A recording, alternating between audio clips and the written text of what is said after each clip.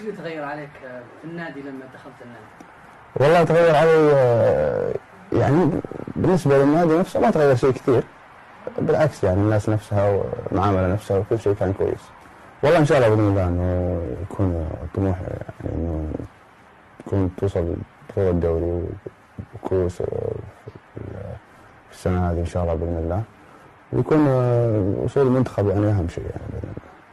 طبيعي هذا الشيء صح صار معي بداية 6 شهور، جتني عروض من أندية في الرياض برغبتي إني أنا أنتقل النادي في الرياض، وكانت رغبتي أكثر يعني إنه أنا أكون في نادي الهلال مرة ثانية، والحمد لله تيسرت إنه صار هالشيء.